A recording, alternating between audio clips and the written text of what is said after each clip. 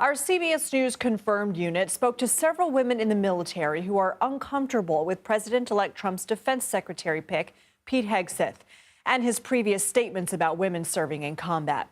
In a podcast just last month, Hegseth said he believes women should not be in combat for the U.S. military. He went on Fox News Monday and said his comments have been misconstrued. For more on the transition, we are joined by James LaPorta, who is a verification producer with CBS News Confirmed, and CBS News political reporter Shauna Mizell.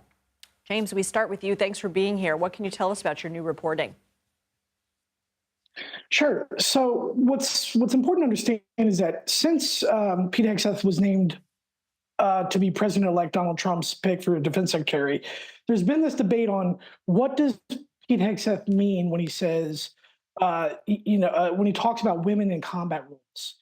And there's really two things you should understand about Pete Hegseth.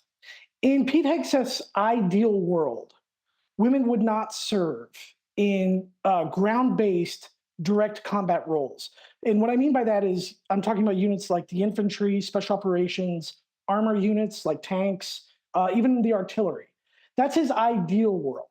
However, in his pragmatic view, he wants a single standard that both men and women have to achieve in order to gain access into those units and to maintain their membership in those units. What more can you specifically tell us about Hegseth and his views about women in combat roles? Sure. So the fear right now is the concern amongst women that I spoke to who are both veterans. I spoke to two women on the record, one of them being a major general, and I also spoke to a woman who serves on active duty in the artillery field in the Army. And their concern is, are they going to get Pete Hegseth's ideal world when he comes into the military, or are they going to get his more pragmatic view of one standard? And what they fear is that Mr. Hegseth is going to attempt to reinstate a ban that was lifted in 2013 that would kind of scale them out of those jobs.